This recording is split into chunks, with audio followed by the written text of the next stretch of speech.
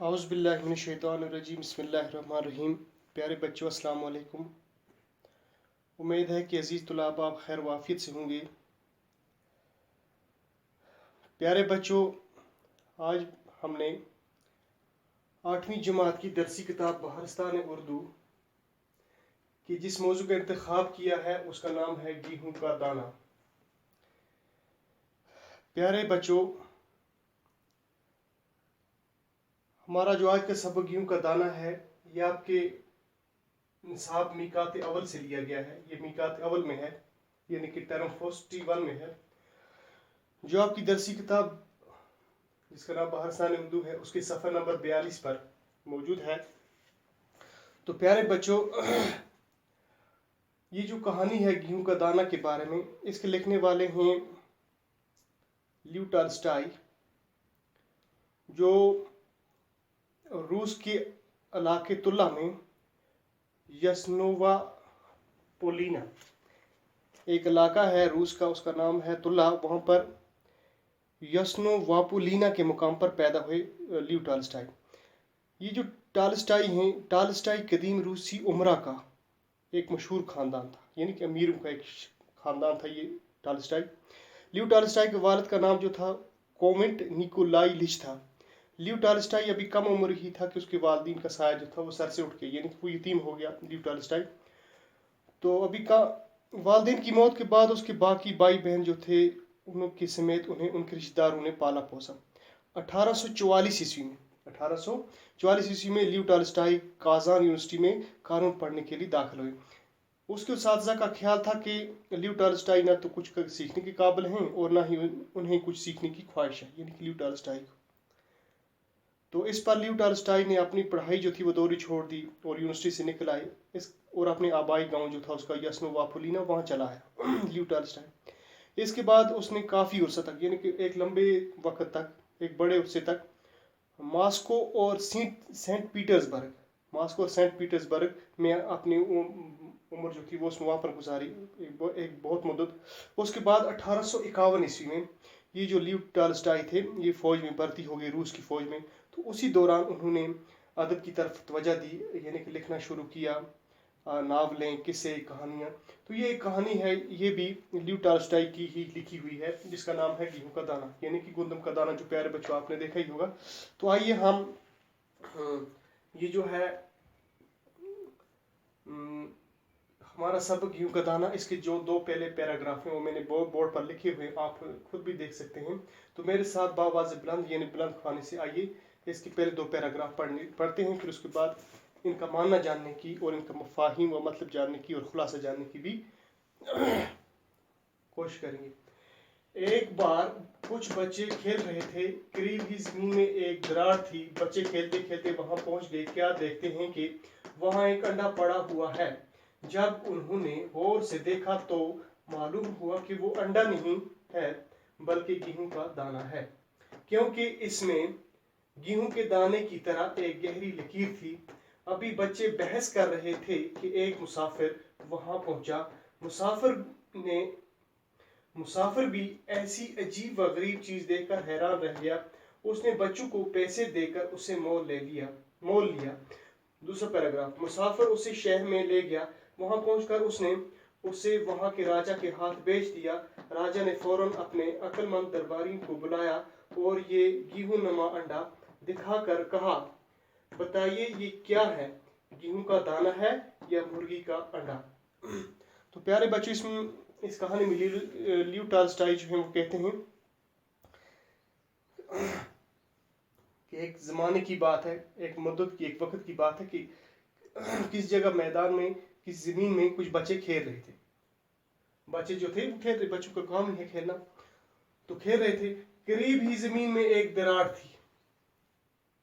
تو بچے جہاں کھیل رہے تھے زمین پر، تو وہاں پر ایک دراڑ تھی۔ دراڑ کا مطلب میں نے یہاں لکھا ہوا ہے شگاف، درز، یعنی کہ وہ چیز جو پھٹی ہوئی چیز، اس کے بیچ میں کا راستہ جو ہوتا ہے، پھٹی ہوئی چیز کے بیچ کا راستہ جو خلا ہے اس کو دراڑ کہتے ہیں۔ تو بچے کھیلتے کھیلتے وہاں پہنچ گئے اس دراڑ کے قریب۔ کیا دیکھتے ہیں کہ وہاں ایک انڈا پڑا ہوا۔ جب وہاں پہنچے وہاں دیکھتے ہیں کہ ایک بڑا سارا انڈا جو ہے وہ پڑا ہوا ہے۔ जब उन्होंने गौर से देखा तो मालूम हुआ कि वो अंडा नहीं है बल्कि गेहूं का दाना है। जब उन्होंने गौर फिक्र से देखा तो उनको पता चला कि ये अंडा नहीं है बल्कि ये गेहूं का दाना है, क्योंकि इसमें गेहूं के दाने की तरह एक गहरी लकीर थी। उनको किस तरह पता चला? उनको इस तरह पता चला कि ये जो अंडा नमा ये एक शक्ल का गेहूं का दाना है, इसमें एक गहरी लकीर है। क्योंकि आप देखते भी हैं जो गेहूं का दाना होता है उसमें यहाँ पर एक लकीर होती है सेंटर में। तो इस तरह गेहूं उस अंडे नमा उस दाने में भी लकीर थी, एक गहरी लकीर। तो इनको पता चला कि ये तो अंडा नहीं है बल्कि ये गेहूं का दाना है। अभी बच्चे बहस कर रहे थे कि एक मुसाफिर वहां पहुंचा। मुसाफिर कहते हैं सफर करने वाले, और मुसाफिर के माना गरीब भी होते हैं, लेकिन यहाँ गरीब नहीं बल्कि यहाँ मुसाफिर सफर करने वाला। तो कोई रास्ते चल रहा था, कोई सैलानी था, कोई जा रहा था, तो एक बंदा एक इंसान वहां भी यहाँ पहुंचा कि बच्चे क्या बहस कर रहे हैं। मुसाफिर भी ऐसी अजीब व गरीब चीज देखकर हैरान रह गया। अजीब व गरीब का मतलब मैंने लिखा हुआ है अजनबी, अजीब, अनोखा, जो ना देखा हो। अजनबी उसको कहते हैं जो उससे पहले ना देखा हो, अजीब व गरीब। तो ये मुसाफिर जो था, ये जो वहाँ आदमी आया जो उस रास्ते को चल रहा था, तो वो भी इस चीज़ को, इस बड़े सारे इस अंडे नमा शक्ल की इस गेहूं को देखकर परेशान हो गया कि आखिर क्या हो सकता है। हैरान हो गया, मायूस, उलझन में पड़ गया। मैंने यहाँ माना लिखा हुआ है, तो ये उलझन में पड़ गया आखिर ये क्या चीज़ है जो इससे पहले मैंने देखी नहीं। उसने बच्चों को पैसे देकर उससे मोल लिया। मोल लिया का माना है खरीद लिया। तो इसने उन बच्चों को पैसे दिए कुछ, और उनसे वो अंडा नमा गेहूं का दाना जो था वो खरीद लिया। मोल लिया मैंने, खरीद लिया। दूसरा पैराग्राफ, मुसाफिर उसे शहर में ले गया। वहां पहुंचकर उसने उसे वहां के राजा के हाथ भेज दिया। तो जब उस आदमी ने, उस मुसाफिर ने उसको मोल लिया तो ये शहर में चला गया। शहर की तरफ जाकर उसने वहां का जो राजा था उसके हाथ में बेच दिया यानी कि फरोख्त कर दिया, मैंने ये लिखा है। तो इसने उसके वहां के राजा जो था उसके हाथ में बेच दिया ये गेहूं का दाना। तो राजा ने फौरन अपने अक्लमंद दरबारियों को बुलाया। तो वहां का जो राजा था उसने फौरन जल्दी, यानी कि जो ही अंडा ये गेहूं का दाना लिया, और उसके बाद उन अपने अक्लमंद दरबारी जो थे उसके, यानी चालाक मिनिस्टर जो थे, वजीर थे, जो भी उसके दरबार में लोग थे, उन सबको बुलाया और ये गेहूं नमा अंडा दिखाकर कहा। तो ये उसने अपने हाथ में लिया और कहा, देखो मेरे दरबारियों, बताइए ये क्या है, गेहूं का दाना है या मुर्गी का अंडा है?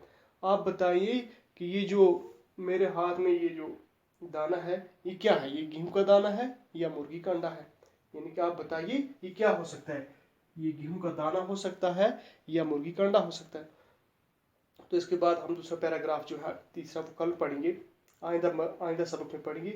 तो यहाँ पर ये जो इन्वर्टेड कामास जो हैं, ये इन्हें कौस वावेन कहते हैं। यानी कि ये किसी आदमी की जो गुफ्तगू होती है, उसका जो ख्याल होता है, उसकी जो बात होती है, उसको खूबहू उसी अंदाज में उसी तरह बयान किया जाता है। यानी कि इसमें हम अपनी तरफ से कुछ भी इसमें दाखिल नहीं कर सकते हैं। तो प्यारे बच्चों, ये जो कामाज हैं, इंग्लिश में इन्वर्टेड कामाज, या ये जो मैंने डाले हुए हैं, इन्हें उर्दू में वावेन, इन्हें वावेन कहा जाता है या अलामत इक्तबास। यानी कि इन कामाज को उर्दू में वावेन या अलामत इक्तबास कहा जाता है।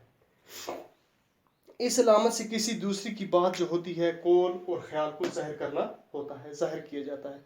दूसरे के ख्याल को इस निशान से ज़ाहिर करते वक्त हम अपने अल्फाज इस्तेमाल नहीं करते, हम अपने तरफ से कोई इसमें अल्फाज जो हैं दाखिल नहीं करते, इस्तेमाल नहीं करते, बल्कि जिसका ख्याल पेश कर रहे हैं उसी के अल्फाज होते हैं, है ना। जिस तरह ये राजा जो था उसके अल्फाज जो हैं खूब उन्हीं को बयान किया गया है।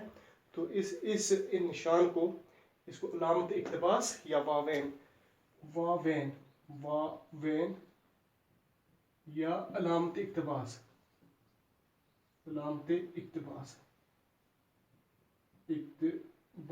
इसको कहा जाता है। वावेन या अलामत इक्तबास इन कामास को कहा जाता है। तो प्यारे बच्चों, मुझे उम्मीद है कि ये आज के सबक के जो मीकात अव्वल के हिसाब से लिए गए थे, जिसका